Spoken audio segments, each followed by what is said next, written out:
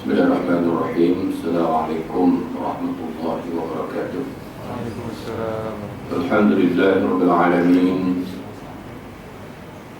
Wal 'aqibatu lil muttaqin wa la 'udwana illa 'alal zalimin. Asyhadu an la ilaha illallah wahdahu la syarika lah. Wa asyhadu anna sayyidana Muhammadan 'abduhu wa rasuluh. Allahumma salli wa sallim ala sayyidina wa maulana Muhammad wa ala alihi wa ashabihi wa man da'a bi da'watihi ila yaumiddin. Subhanaka la ilma lana illa ma 'allamtana innaka antal alimul hakim. Rabbi ishrah li sadri wa yassir li amri wahlul 'uqdatam min lisani yafqahu qawli. Hormati dua imam, jaga puasa, muslimin muslimat yang dirahmati sekalian. Alhamdulillah, syukur kita kepada Allah Subhanahu wa taala dengan limpah kurnia-Nya dapat kita bersama dalam majlis ilmu pada malam ini. Mudah-mudahan kita diberi rahmat, keampunan dan keridhaan Allah Subhanahu wa taala. Kita masih berbicara tentang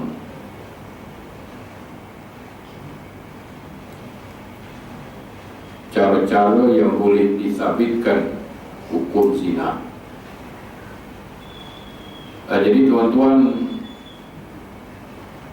perkara yang boleh disabitkan zina yang disepakati oleh para ulama ialah dengan dua cara. Yang pertama, dengan 4 orang saksi. Ini disebut oleh Allah Subhanahu wa taala dalam Al-Qur'an, "Walladzina yarmuna al-muhsanati tsumma lam ya'tu bi arba'ati syuhada fajliduhum 80 jaldah wa la taqbalu lahum syahadatan abada wa ulaika humul fasiqun." Sesiapa yang menuduh seseorang itu berzina ataupun liwat, walam ya'tu bi arba'ati syuhada, mereka gagal untuk mengemukakan 4 orang saksi, fajliduhum 80 jaldah, maka hukumannya dikenakan sebatan sebanyak 80 kali sebatan. Wala taqbalu lahum syahadatan abada, dan mereka tidak dibolehkan menjadi saksi selama-lamanya. Wa ulaika humul fasiqun, orang itu termasuk dari kalangan orang-orang yang fasik. Itu yang pertama. Jadi yang kedua yang boleh disabitkan hukum zina adalah dengan cara pengakuan, ikrar, pengakuan. Jadi berhubung dengan pengakuan ini, para ulama berselisih pendapat. Di antara mazhab Hanafi, Maliki, Syafi'i, Hambali, di mana Imam Asy-Syafi'i dengan Imam Maliki, pengakuan itu memadai dengan sekali pengakuan tanpa ada unsur-unsur paksaan di atas dasar sukarela. Tetapi mazhab Hanafi dan Hambali mesti membuat 4 kali pengakuan berdasarkan pengakuan yang dilakukan oleh Ma'iz terhadap Rasulullah sallallahu alaihi wasallam di atas perbuatan zinanya, dan menyamai dengan 4 orang saksi. 4 orang saksi, maka kata Imam Hanafi dan Imam Hambali, Satu pengakuan menyamai dengan seorang saksi. Jadi mesti melakukan 4 pengakuan, 4 kali pengakuan. Tidak memadai dengan sekali pengakuan. Itu mengikut pandangan Imam Hanafi dan Imam Hambali. Ya, baik tuan-tuan. Nah, kita baca. Menurut ulama Hanafi ialah seseorang yang akil baligh membuat pengakuan sebanyak 4 kali yang dirinya berzina di hadapan qadhi dalam 4 tempat. Artinya pengakuan itu tidak boleh diterima dari sudut hukumnya di hadapan orang awam. Umpama kita, dia pergi mengaku depan kita, dia berzina 4 kali pengakuan, maka tidak boleh diambil kira pengakuan itu. Tidak boleh diambil kira pengakuan itu, kerana pengakuan itu diberi kepada orang yang tidak ada otoriti dari sudut hukum. Kita ada otoriti kita. Maka kata Imam Hanafi dan Imam Hambali, pengakuan itu mesti dibuat di hadapan hakim dengan 4 kali atau 4 masa, pada masa yang berbeza. Mungkin dalam pukul 8 dia buat pengakuan sekali, kemudian pukul 9 ataupun petang, ataupun selepas itu mesti membuat pengakuan dalam masa yang berlainan, sebagaimana yang dilakukan oleh Ma'iz. Dia melakukan pengakuan itu 4 kali dalam masa yang berlainan. Pukul 8, kemudian dia keluar, lepas tu dia panggil pula pengakuan itu. Mungkin tuan-tuan apabila dia mengaku sekali, dia beri ruang untuk berfikir, dia boleh tarik balik di atas pengakuan itu. Tetapi kalau mengikut prinsip Islam, kalau sesiapa yang melakukan perbuatan zina tanpa disaksikan oleh mana-mana individu, maka lebih baik dia berdiam diri, tidak perlu membuat pengakuan. Maka lebih baik dia bertaubat kepada Allah Subhanahu wa ta'ala. Kemungkinan Allah akan ampunkan dosa. Allah akan ampun semua dosa manusia, melainkan dosa syirik dengan Allah Subhanahu wa ta'ala. Dosa zina Allah ampunkan, dosa membunuh Allah ampunkan, kalau sekiranya taubat itu adalah taubat nasuha yang disebut oleh Allah Subhanahu wa ta'ala, tubu ilallah taubatan nasuha asa rabbukum an yaghfir lakum. Supaya apa tuan-tuan? Bertaubatlah kamu kepada Allah dengan taubat nasuha, supaya Allah Subhanahu wa ta'ala akan ampunkan dosa-dosa kita. Itu adalah pandangan mazhab Hanafi dan Hambali. Baik tuan-tuan, syarat pengakuan. Ulama Hanafi meletakkan beberapa syarat pengakuan. Sebagian daripadanya telah mencakupi ke semua jinayah. Artinya semua jinayah mesti ada proses pengakuan, diterima pengakuan. Apa bentuk jenayah? Jenayah hudud, jenayah qisas, dan jenayah ta'zir. Jadi semua jenayah mesti diterima pengakuan, menerima pengakuan semua jenayah.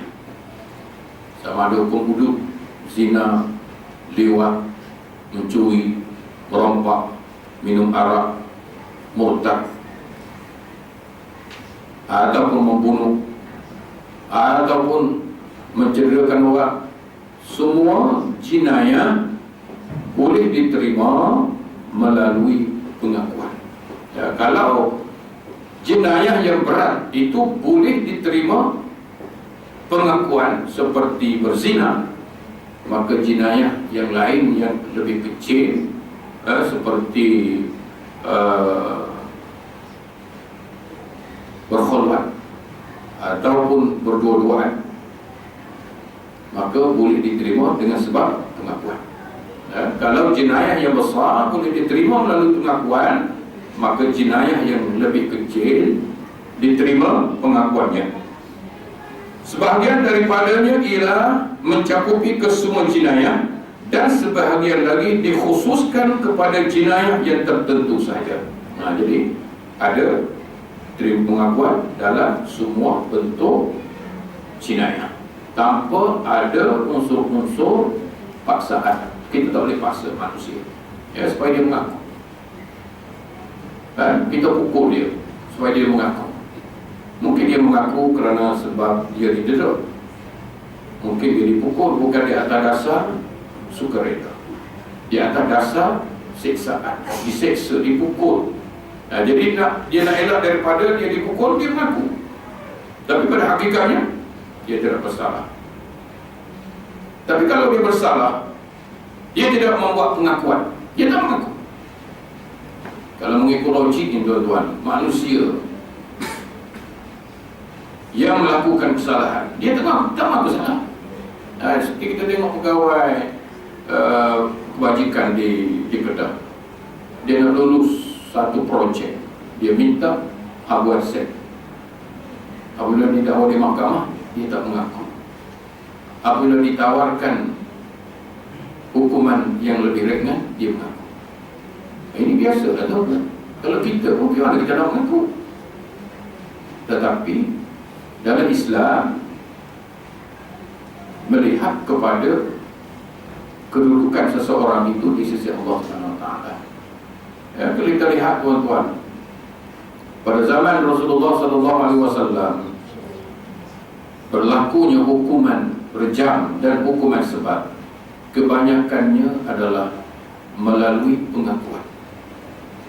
Keseluruhannya melalui pengakuan. Tidak ada bukti yang hukuman itu dijatuhkan melalui bil isyhad, melalui saksi. Tak ada. Pengaku. Seperti Ma'is mengaku perbuatan itu. Jadi kebanyakannya hukuman dijatuhkan melalui pengakuan tanpa unsur-unsur paksaan. Baik tuan-tuan, syarat-syarat pengakuan yang mencakupi semua jinayah mestilah ada syarat-syaratnya. Mesti ada syarat dia. Umpama kita solat, kita solat ada syarat-syarat sah solat.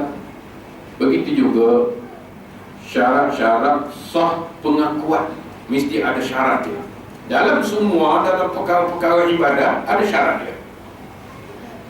Syarat sah sembahyang, syarat sah wudu, syarat sah haji ada ditetapkan dalam Islam. Begitu juga syarat sah pengakuan. Apabila syarat-syarat ini dipenuhi, maka pengakuan itu boleh diambil kira dan pihak hakim boleh menjatuhkan hukuman sebagaimana yang telah ditetapkan oleh Al-Quran dan Sunnah. Tapi kalau sekiranya tidak memenuhi syarat-syarat, maka hakim tidak boleh menjatuhkan hukuman itu, kerana berpandukan hadis Nabi SAW, tudra'ul hudud bisyubhat. Tudra'ul hudud,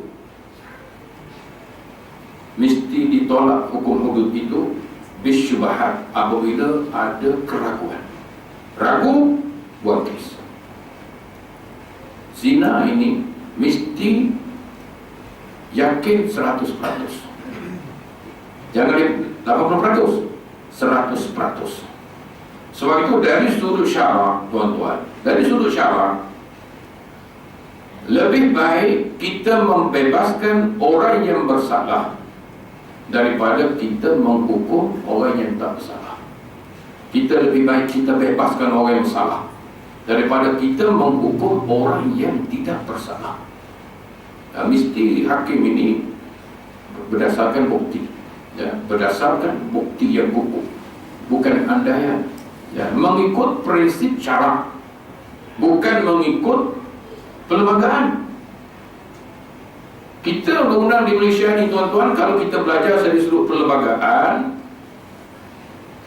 ada dalam satu pasal dalam perlembagaan, mana-mana undang-undang yang bercanggah dengan perlembagaan, maka dengan sendirinya undang-undang itu terbatal.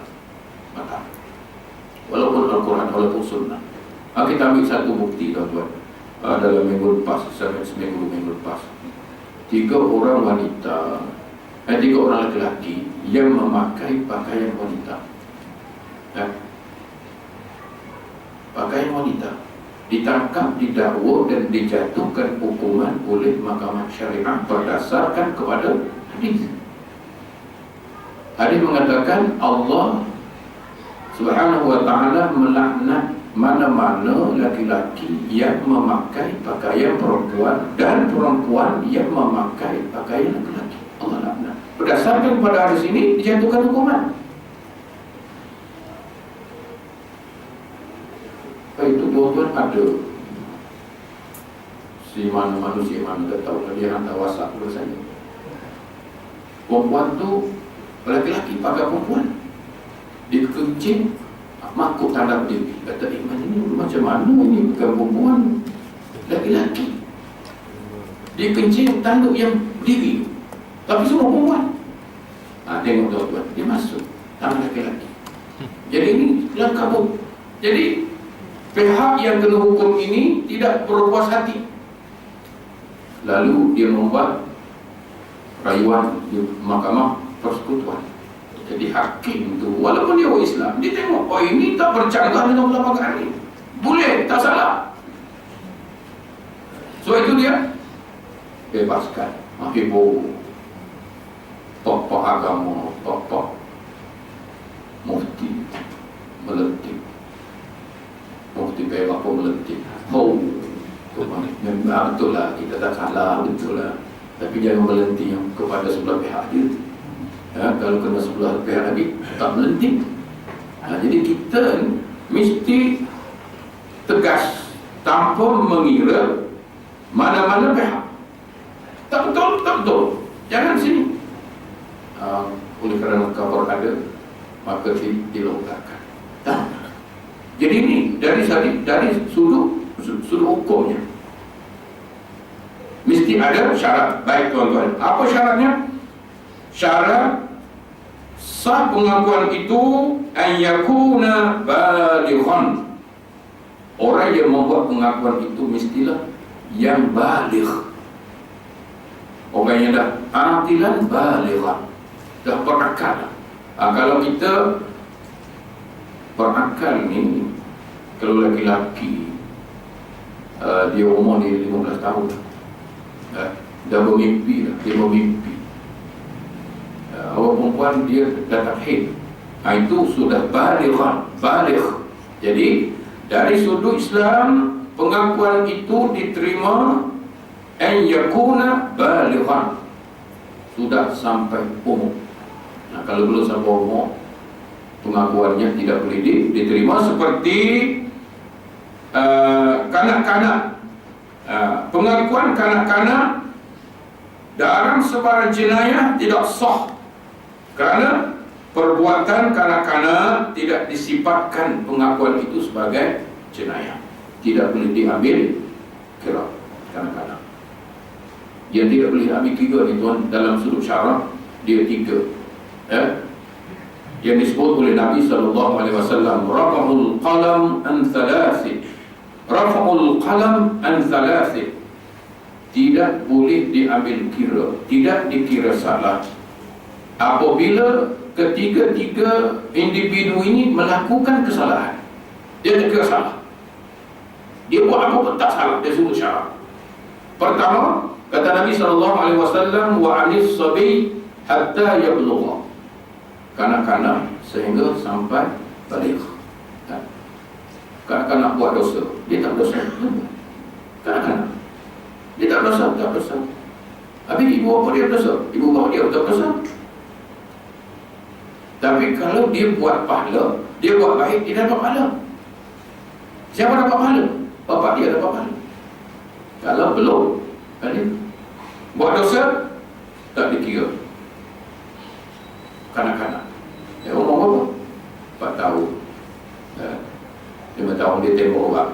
Dia ambil pistol, dia tembak bapak dia. Mana betul? Dikira salah? Tak. Tidak dikira salah, dia suruh hukum. Wa'anil majnun hatta yafiqa. Orang gila sebelum sembuh, dia gila, bawa keluar tanjur rambutan. Dia gila lagi. Orang gila dia buat salah, tembak orang ke, dia pukul orang ke, dia buat pengakuan ke, boleh terima? Tak boleh terima. Hatta yafiqa, kata Nabi, sehingga ia sembuh daripada gila. Jadi sebab itu kalau ada jenayah yang ganas yang dilakukan oleh individu, perkara yang pertama mahkamah minta ialah dicek otak dia. Kalau anak dia bunuh bapa dia, cek otak dia. Tengok ni, oh ni ada penyakit gila. Jadi dia akan bebaskan daripada hukuman. Wa anin naim hatta yastayqiza. Orang yang tidur sehingga bangun daripada tidur. Orang tidur tu, dia nak cakap, boleh cakap. Dia mengigau. Dia mengigau apa? Dia cerai isteri dia mengigau. Aku cerai kamu, tolak 3. Isteri dia sedar lagi, dia tidur, menangis isteri dia. Menangis, kenapa awak menangis? Abang cerai saya tadi. Bila masa tidur tak pakai, tak dikira. Kalau dia tendang pun tak dikira salah, tumbuk pun tak salah, tuan-tuan. Kalau nak tumbuk tu masa tidur. Kita nak tumbuk masa sedar tak berani, tumbuk masa tidur, pong bagi sebiji, dia patah hidung. Kalau nak buat lagi tenang, dia jatuh kaki, tak betul-betul kaki tu, pong bagi. Dia kata, oh, mengigau. Ingatkan yang kerja tu hantu, nak tenang hantu. Rupanya bukan hantu tendang, muka suaminya dia tendang. Sebab apa? Suami dia hantu. Mungkin boleh tak salah, dia suruh hukum. Itu tidak boleh diambil kira. Kanak-kanak yang buat pengakuan orang gila ataupun orang yang sedang tidur. Baik tuan-tuan. Itu satu. Yang kedua, pengucapan. Pengakuan itu mesti dengan ucapan. Dia tidak boleh dengan tulisan. Tulisan ni mungkin ada orang tulis. Dia kata kawan itu nak mengaku. Mesti melalui ucapan dia. Dia kata apa tuan di sini? Pengakuan hendaklah dilakukan dengan ucapan ataupun dengan kiasan. Dengan kias. Boleh. Orang panggil balagha dengan kias. Kita kias. Dia kias lah, dia guna bahasa-bahasa sastra lah. Tapi boleh memberi faham bahawa ia melakukan perbuatan keji itu. Boleh terima. Sama ada dengan ucapan dan kiasan. Kias. Cakap kias, tuan-tuan. Boleh diterima. Bukannya tulisan ataupun bil isyarat. Dengan isyarat. Dengan tulisan, dengan isyarat. Tulisan tak boleh terima. Isyarat pun tak boleh terima. Dia buat isyarat. Siapa isyarat? Bahasa isyarat. Dia buatlah gaya-gaya tu, tuan-tuan. Itu tak boleh terima. Dia buatlah macam mana pun. Dia letak tangan dia ke dia macam ni. Tak boleh. Tidak boleh diambil kira. Tulisan dan juga isyarat. Bil isyarah. Mungkin isyarat dia orang juga. Isyarat itu apa? Boleh menyebabkan seseorang itu mengandung. Mungkin dia buat macam ini, bukan mengandung, perutnya besar. Kemungkinan. Dan tidak boleh memberi makna yang tepat. Jadi dalam masalah jenayah mesti yakin tidak timbul keraguan.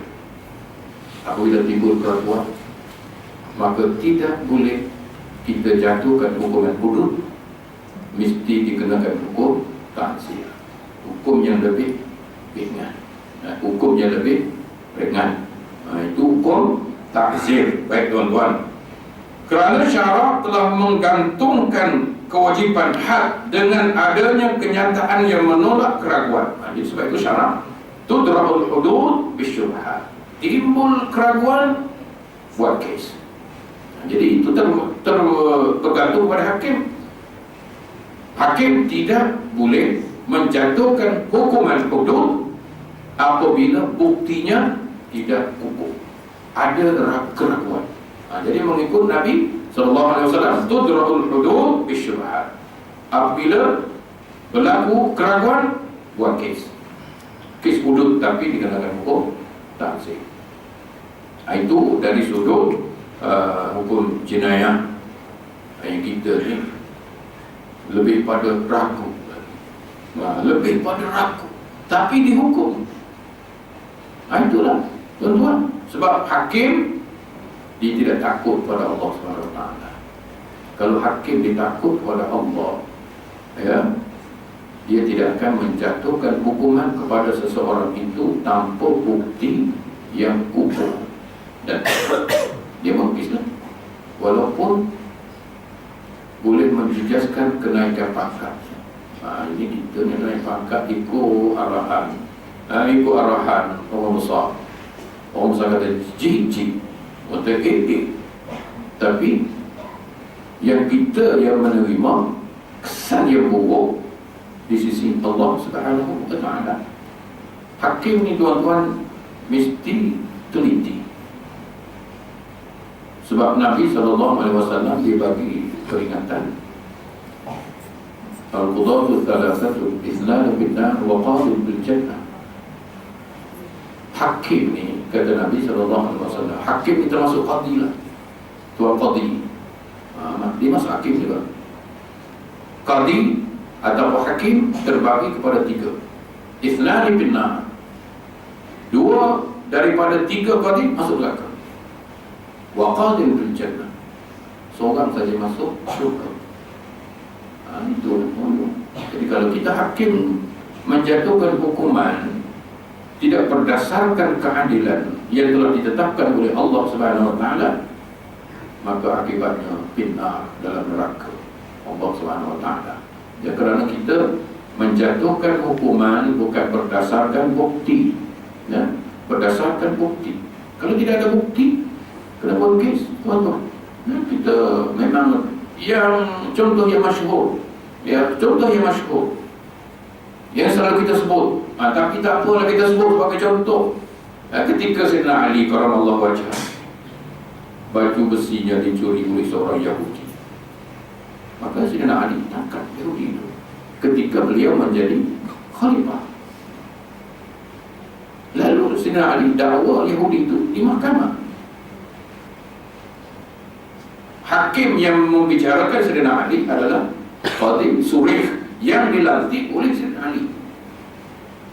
Hakim negara, bukan hakim mahkamah rendah, bukan hakim mahkamah tinggi, hakim negara.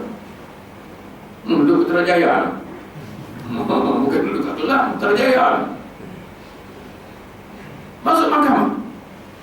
Apabila masuk mahkamah, hakim itu dia tahu memang itu baju besi Sayyidina Ali, dia tahu. Tapi hakim tidak boleh menjatuhkan hukuman melalui maklumat yang dia tahu. Tak boleh. Aku tahu memang kaki ni, kaki kelentong ni, tapi dia boleh jatuh hukuman. Tak boleh. Walaupun dia tahu orang itu bersalah, tak boleh. Mesti bukti. Jadi sebab itu ada masuk mahkamah, dia tahu takkan Sayyidina Ali nak berbohong. Dia pun tahu itu baju besi Sayyidina Ali, dia kenal baju besi Sayyidina Ali, sebab baju selalu dibawa untuk berperang. Tapi kalau disuruh kata bukti, al-bayyinatu 'alal mudda'i, kata Nabi, al-bayyinatu 'alal mudda'i wal yaminu 'ala man ankar. Wahai Ali, al-bayyinatu 'alal mudda'i, mana bukti yang kamu kata ini baju besi kamu? Mana bukti? Mana saksi? Ali kata tak ada saksi, tak ada saksi, tapi ini baju besi saja. Walaupun baju besi kamu, tapi kamu tiada bukti berdasarkan sunnah, tidak boleh dipegang. Lalu kau disuruh bagi baju besi kepada Yahudi kerana Sayyidina Ali gagal untuk mengemukakan saksi. Jadi Yahudi ini keluar mahkamah, dia lihat keadilan Islam tanpa mengira kedudukan. Walaupun khalifah, patutnya tuan-tuan, khalifah, kau ni aku lantik, kau tak kenal jasa kau. Aku tunggu pakai kamu. Aku hantar Sabah nanti. Baru tahu. Senara hitam ke kamu. Dia cakap macam tu. Tak, senara terima. Tanpa merungut. Sebab itu sunnah. Tapi Yahudi itu memeluk Islam. Kerana dia melihat adilnya Islam tanpa mengira kedudukan. Nah, inilah Islam kita. Tengok tuan-tuan, tengok orang ni ada makan Nah, ini ada dia punya kedudukan ni. Tengok dekat ring banjir macam mana tuan-tuan boleh. Kita tengok, kita pun tak pasti. Tengok-tengok habis kebu, seekor pun tak ada lari masuk hutan. Oh, pandai juga dia serbu ni. Nak serbu ni cakap dulu, masuk TV dulu, kita akan serbu besok. Pencuri masuk hutan lah. Apa lah, jangan serbu masa itu. Masa bekerja, pergi serbu. Main silam mata. Tak tuan-tuan, main silam mata. Jadi ini adalah satu daripada perkara yang terbetul. Baik, mana-mana kenyataan itu pula tidak dapat menolak keraguan kecuali dengan ucapan yang jelas dan terang. Jadi untuk menerima pengakuan mesti disebut dengan jelas dan terang. Kalau katakan orang itu berzina, saya berzina dengan si fulan bin si fulan di tempat ini sekian-sekian, waktu sekian, di atas dasar sukarela saya, dan saya buat perkara itu. Jelas pengakuannya. Bukan orang tak mengaku tuan-tuan. Yang kita ni boleh.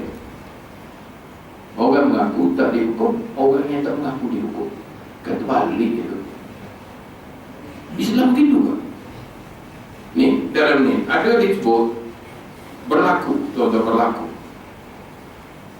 Seorang itu dia kejumpa Rasulullah SAW, dia berzina. Rasulullah bincang dia. Yang satu lagi dia tak mengaku, dibebaskan. Nah, itu Islam. Walaupun dia buat, tapi dia tak mengaku. Dia dengan Allah lah besok. Yang kita boleh. Yang mengaku bebas, dia tak mengaku kena jaga. Logik tak? Tak logik. Inilah undang-undang. Orang kata, bukan saya kata, undang-undang rimba. Betul lah, hutan punya undang-undang. Bukan berdasar pada undang-undang Islam. Kalau Islam ni tuan-tuan, dia detail. Detail. Kita nak tuduh orang berzina lewat, mesti empat saksi. Payahlah ustaz nak cari bab kat mana. Ya, memang payah. Bila payah, sukar untuk menjatuhkan hukuman kepada seseorang itu kerana melibatkannya nyawa. Bukan boleh main-main tuan-tuan, nyawa orang. Cuba tuan-tuan bayangkan, seseorang itu dituduh berzina yang sudah berkahwin tanpa bukti yang kukuh, tiba-tiba dijatuhkan hukuman rejam sampai mati. Apa persepsi kita? Itu adalah satu jenayah yang besar. Kita menjatuhkan hukuman ke atas orang yang tidak bersalah kerana tidak ada bukti. Hukum. Kalau dia tengok seorang pun dia tidak boleh membuat pengakuan. Dia tengok, saya tengok ni, diam. Kamu kena diam. Kalau kamu menuduh, maka kena hukum qazaf. Kita tengok seorang. Dia beragama, dia tengok, dia mengenal. Oh, dia tengok. Ini rezeki dia kata. Tengok dulu lah. Dia nak tahu itu mahkamah, tak boleh. Sebab seorang.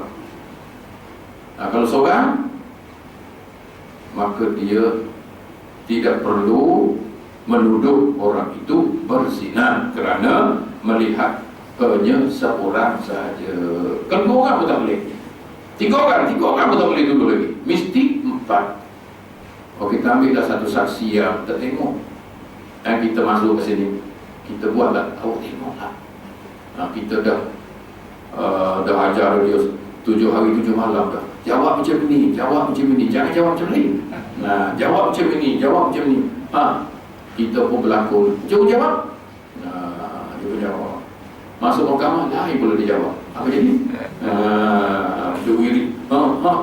Subhanallah, subhanallah. Pergi sana, Masya Allah pula. Mana? Dah lain. Sebab itu tuan-tuan, ini bukan satu benda yang kecil. Sebab itu Rasulullah SAW apabila Ma'is pergi datang jumpa dia, mengaku zina. Nabi duduk, dia berdebat. Ya Rasulullah, tahhirni. Ya Rasulullah, bersihkanlah saya. Zani itu, aku berzina. Rasulullah paling Rasulullah mana dengar? Tak nak dengar. Paling bersih. Lebih lagi, kamu gila tak? Rasulullah kata, kamu gila. Anta majnun? Anda adalah majnun? Dia kata, aku bukan gila. Rasulullah balik sebelah sini lagi. Tak ada dengar. Dia buat pengakuan yang sama. Kata Abu Bakar, bila kamu buat pengakuan kali keempat, kamu akan direjam. Dia mengaku kali keempat. Kata Rasulullah, parajam. Ya Abu Bakar, rejam Ma'is. Kan? Mengaku tak kali. Kalau dia diam saja. Tapi tuan-tuan, orang dahulu ni tidak sama dengan orang sekarang. Orang sekarang ni banyak tak mengaku. Tak mengaku walaupun betul-betul salah. Terengganu kontraktor hak kita tipu nelayan. Pada mengukur. Tapi tak selesai lagi. Dia pilih yang itu je. Guna Allah sekali. Berapa banyak nelayan tak dapat tu. Berapa ratus. Api dia tipu. Macam mana? Jadi inilah tuan-tuan, dari sudut Islam, sesuatu hukum itu yang dah dijatuhkan mesti berdasarkan kepada bukti. Jangan kita kadang-kadang kita pertikaikan, kalau begitu susahlah Ustaz nak jalan hukum hudud zina. Kalau cari pak saksi, ya. Kalau seorang senang lah.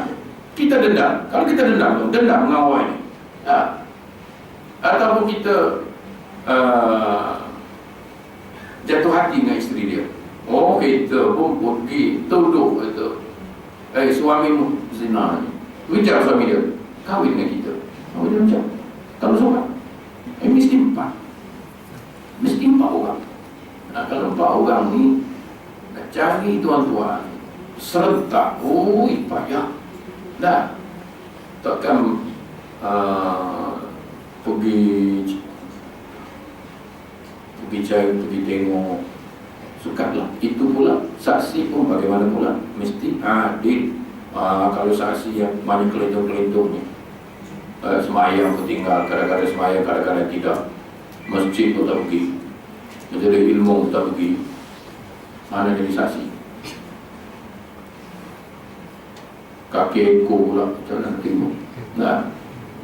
Kaki ekor pula, mana nak tengok? Kesaksiannya tidak diterima. Ulama Syafi'i berpendapat isyarat orang bisu yang menunjukkan bahawa ia telah berzina adalah memadai untuk disabitkan had. Orang bisu boleh. Orang bisu boleh, tuan-tuan. Orang bisu dia mengaku. Jadi dia mengaku di depan hakim. Jadi mesti ada juru bahasa bisu. Dia kata itu. Hakim kata apa dia cakap? Dia pun cakap dalam bahasa Malaysia. Dia Tuan Hakim, dia mengaku berzina. Oh macam itu. Boleh? Orang bisu. Orang bisu boleh jawab nikah tak?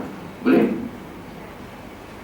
Tapi saksinya mesti faham bahasa orang bisu. Imam mana boleh jadi imam bisu? Tak boleh. Imam pun mesti bisu juga? Tak perlu. Kalau imam bisu, mana nak jadi imam? Boleh. Nanti nak semayang macam mana imam bisu? Tak baca? No. Tak boleh. Tapi nikah boleh. Tapi dengan syarat saksi mesti faham bahasa orang bisu. Itu dia saksi. Kalau saksi tak faham tak boleh. Kita kata contohnya tuan-tuan. Kita angkat nikah dalam bahasa Arab. Angkat dalam bahasa Arab. Saksi tak faham bahasa Arab, boleh tak sah nikah. Bahasa Arab lagi senang jawab nikah. Kita Melayu ni Allah nya tu. Tak sebut nya. Oh, dah bertikai. Astagfirullahalazim. Saya kata dah sah dah Pak Imam.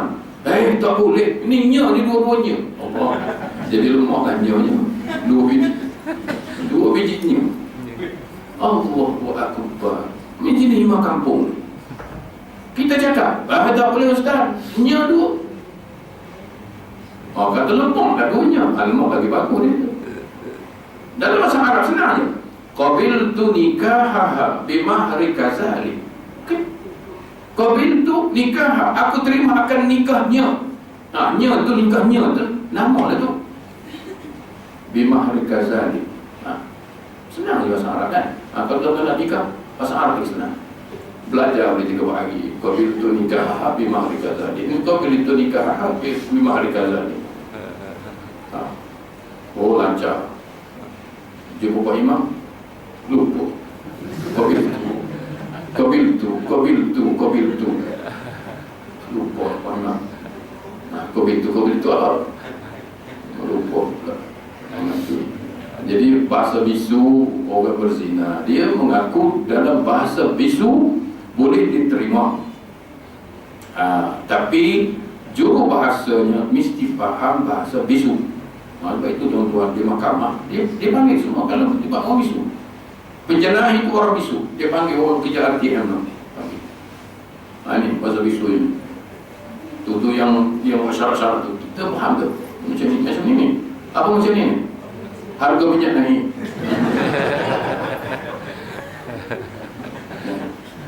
Kalau macam ni, minta minyak turun. Itu bahasa isyarat. Jadi pengakuan itu diterima sekalipun daripada orang bisu. Tuan-tuan. Ini buku ni tuan-tuan bukan cakap main. Ini buku ni yang diterjemah, yang diteliti, bukan sebarangan tuan-tuan. Bukan sebarangan. Ini adalah disemak, dirujuk dan sebagainya. Baik tuan-tuan. Yang ketiga, syarat pengakuan. Syarat pengakuan itu pilihan sendiri. Artinya ayyakuna ikhtiyara, mesti dengan pengakuan sendiri, dengan sukarela, tanpa ada unsur-unsur paksaan dan tekanan. Itu. Tapi sekarang tak ada tuan-tuan. Sebab manusia sekarang ini tidak sama dengan manusia zaman awal Islam. Dia tak sama. Dari sudut wataknya, dari sudut amanahnya, dari sudut keimanannya tak sama. Sekarang ni tak sama. Sekarang terang-terang dah buat, tak mengaku. Ada dalam CCTV lah. Itu dua serupa. Tengok macam tahu. Dua serupa ni, tengok tu muka lain. Misal ini tebal sikit, itu misal tak ada. Jadi pelbagai tuan-tuan. Jadi sebab itu tidak ada mana-mana individu lain paksa supaya orang yang tidak bersalah ataupun orang yang bersalah mengaku. Ya. Tapi sekarang disuruh mengaku. Sebab apa? Dia nak mudah kerja. Hakim pun mudah, pendakwa raya pun mudah. Nah, memang tuan-tuan, pendakwa raya ni kalau perbicaraan sesuatu kes yang besar, kalau dia kalah, malu tuan-tuan, malu. Ada saya pendakwa raya, dia kata, Allah, kalau kalah balik seminggu termenung. Sebab apa? Dia kira prestasi. Kalau bicara kalah, kamu kerja apa? Kamu kerja apa? Dia tidur je. Dia tidur lah, jawab dia. Tapi seluruh pendakwa raya mesti sesuatu pendakwaan itu mesti bukti yang kukuh yang tidak boleh dicabar oleh pembela. Yang kita ni dari tidur je, kalah. Tambah perguruan bela pula, India pula banyak pusing-pusing. Ya, kelentung, pusing. Nah, ya. Sebab itu waktu Nabi kata, kalau jumpa keling dengan ular, pukul keling dulu. Jangan pukul ular, pukul keling dulu. Marah keling nanti. Itu patah Melayu bukan saya kata. Marah orang yang buat patah Melayu tu. Bukan marah saya. Itu orang sebut memang pusing je. Jadi tuan-tuan, ini.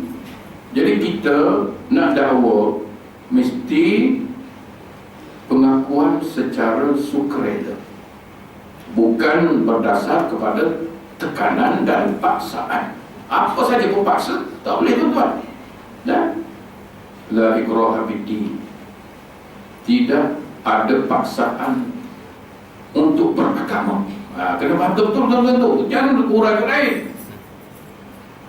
Tidak boleh paksa orang bukan Islam masuk Islam. Itu maksudnya. La ikraha fid-din. Jangan kata orang Islam tak boleh paksa untuk menghayati hukum Islam. Tak boleh. Tak begitu. Ini di Kelantan.